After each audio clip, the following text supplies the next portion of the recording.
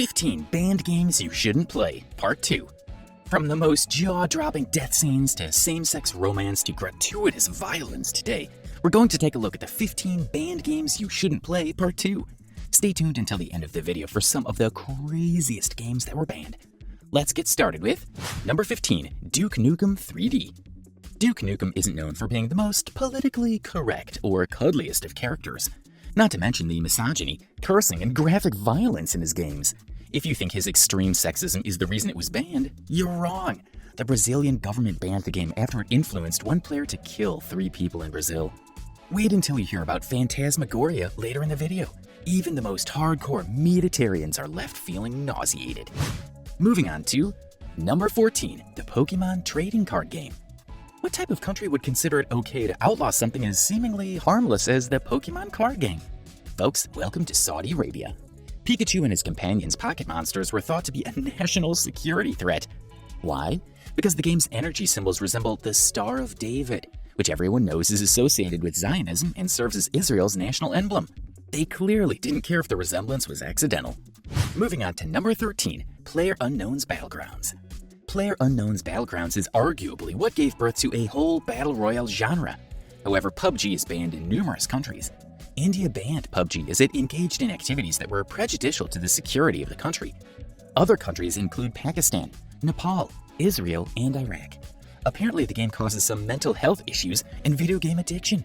Singling out one game doesn't exactly solve the root of the problem, now does it? We've some jaw-dropping death scenes coming up in Phantasmagoria. Stay tuned. Moving on to number 12, Paranautical Activity. It's understandable if some games were banned for cultural insensitivity or depicting violence against a particular race. That is why it's shocking that a game that featured the US military as protagonists was banned in US military bases. Apparently the ban was for a straightforward reason alone. It let you play as the Taliban.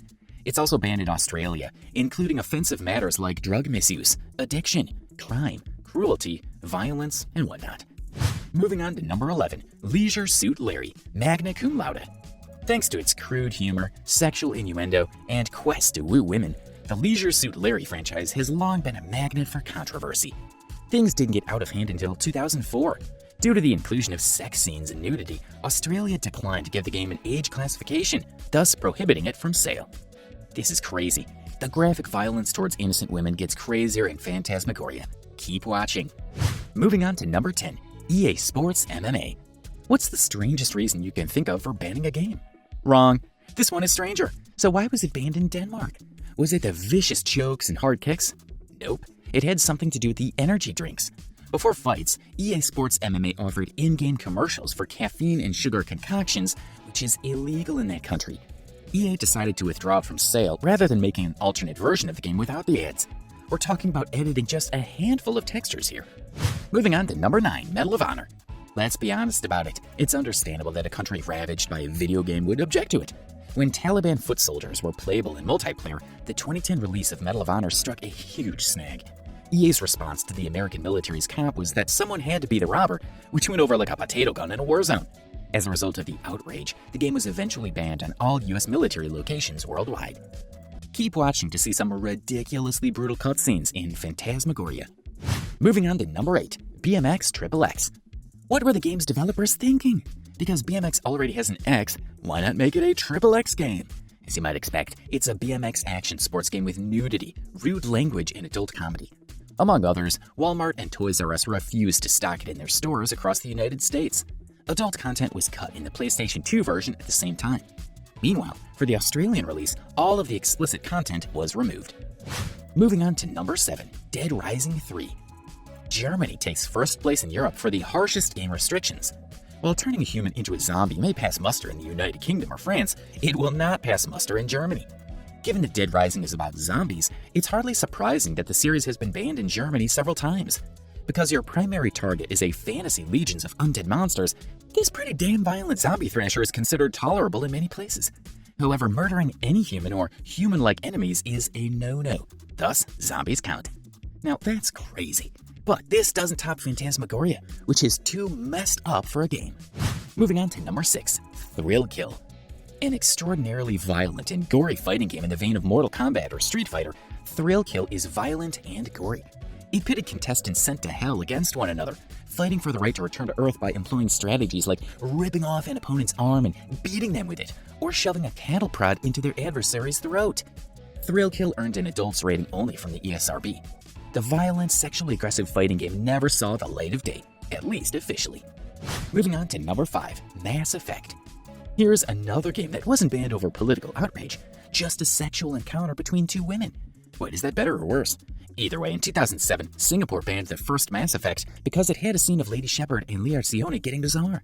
While this was met with newscaster pearl-clutching and adolescent fist pumps in many places, the ladies kissing and caressing translated to gratuitous sex in Singapore, which barred it from release.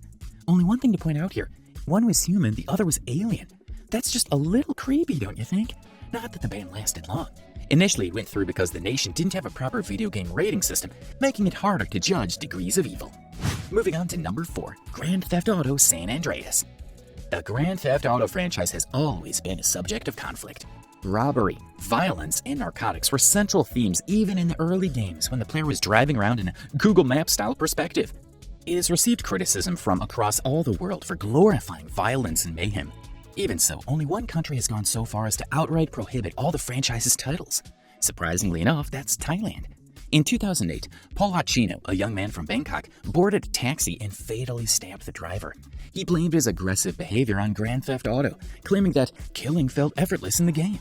Following the incident, GTA 4 was banned for inspiring a copycat killing, as determined by Thai courts.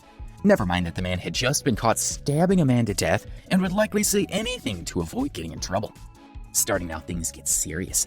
It is now time to look at games where the gamer has to rape to gain points, an absurdly sexist dating coach, and then finally the most gruesome, torturing women on another level like we've been talking about all through this video. Number 3, Custer's Revenge. One of the most notoriously smutty games of all time is Custer's Revenge. It's arguably the most famous example of a banned video game in America, even though it was only declared illegal in one state, Oklahoma.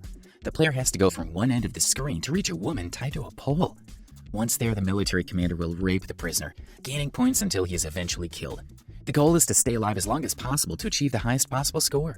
Making an act of sexual violence into a gameplay drew the ire of female activists, Native American community members, and others who campaigned for Custer's Revenge to be made illegal in the US. Developer Mystique tried to dismiss the incident as a misunderstanding, claiming that the game was showing a seduction act to which the victim had consented rather than rape. Moving on to number 2, Super Seducer 3. Released in the wake of the #MeToo movement, Richard LaRuna's Super Seducer was always going to cause a bit of a stir. If you're unaware, this game is an educational simulator presented by LaRuna himself. The self-proclaimed pickup artist coaches you on how to score dates with women, often by using psychological tricks. Many of them involve the user purposefully selecting the worst possible dialogue options for LaRuna to indecently expose himself, sniff a woman's hair, or make filthy remarks. Some activists were outspoken in their opposition to LaRuna's techniques and his advice to males, calling it absurdly sexist. Super Seducer 3 was removed from Steam in March 2021, according to LaRuna, because of the storefront's policy against showing sexually explicit photos of real people. Now we move on to the moment you've all been waiting for.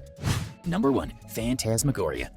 From eerie survival horror to aggressively over-the-top snuff flick, this game has it all. The plot of Phantasmagoria centers around a couple who buy a house that was formerly owned by a black magician who summoned a demon that forced him to commit crimes. So what makes this ominously dubbed game so hardcore? The game is pretty graphic, to say the least. But it isn't just the apparent gore that makes this game so wrong. One showed a pendulum slicing her head in half, and the other where food was being squished down with a wooden rod, and then the final crunch as her eyes rolled into the back of her head. And yes, it also includes a full-on rape in the game. Needless to say, Phantasmagoria is one of the more incredibly violent and adult games ever released. Subscribe, and we'll see you in the next episode of Stay Wise.